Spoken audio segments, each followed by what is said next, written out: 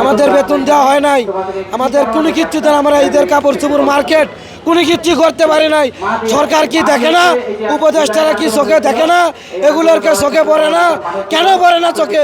আজকে বিগত 6 দিন ধরে আমরা এই গণভবনের সামনে বয়ে আছি, এখন পর্যন্ত কোনো ডিসিশন আমাদের দেয় নাই যে তোমাদের স্যালারি দেওয়া হবে কি হবে না, কোনো কিছুই দেওয়া হয় নাই।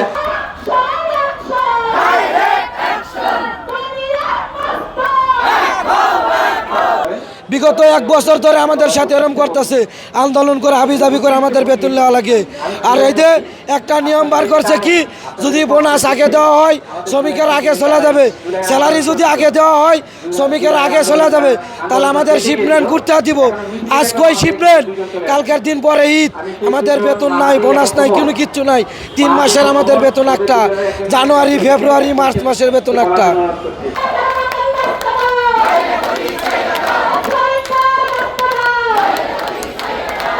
আমরা এখানে আসছি আমাদের বকেয়া বেতনের দাবিতে। আমরা গত 6 দিন যাবৎ এখানে অবস্থান করছি। আমাদের এখানে 3টা গ্রুপ আছে। এক হচ্ছে আপনার টিএনজের হচ্ছে 2 মাসের বেতন বকেয়া, 2 মাসের বকেয়া বেতন বাকি, এবং এপারেলসের 4 মাসের বকেয়া বেতন বাকি। আমরা রাস্তায় গেলে আমাদের প্রশাসন মারধর করে, আমাদের ককটেল মারে, রাবার বুলেট মারে, টিয়ারশেল মারে।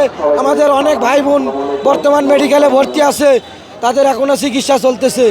আমাদের একটাই দাবি, আমাদের বেতন বোনাস আজকের মধ্যে পরিশোধ করতে হবে। সরকারের কাছে বিশেষভাবে অনুরোধ করা যাচ্ছে যে আমাদের বেতন বোনাস আমাদের দিয়ে দিক।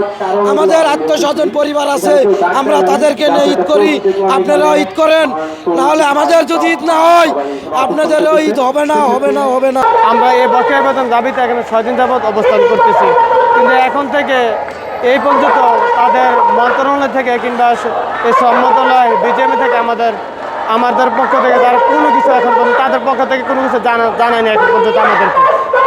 2 মাসের এবং বিকেল লেপারেসের ওরা 4 মাসের বেতন পায় না।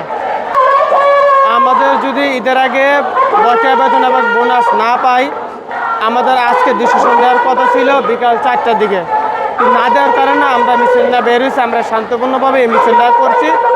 আমরা যদি আজকে কোনো সিদ্ধান্ত না পাই, তাহলে আমরা আমাদের যে এখানে যে শ্রম নেতৃবৃন্দ ছাত্রবৃন্দ আছে তাদের সাথে পরামর্শ নিয়ে আমরা কঠোর পদক্ষেপ নেব। আমরা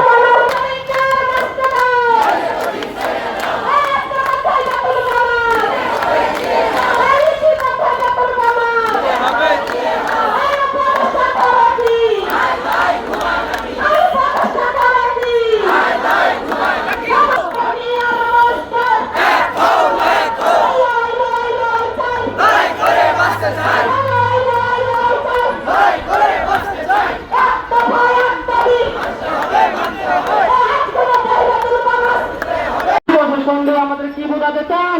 হ্যাঁ, এই দেশের সম্পদকে আমরা নষ্ট করতেছি। এই দেশের সম্পদ আমরা নিজেরাই তৈরি করি, আমরা সম্পদ নষ্ট করি না। আমরা দেখে যাচ্ছি আমাদের এখানে লোক পারলেই তাদের আইন প্রশাসন বেড়ে যায়। কেন? আপনাদের কি কোনো খেয়ে দিয়ে কাজ নেই? এখানে শুধু প্রশাসন বাড়ান।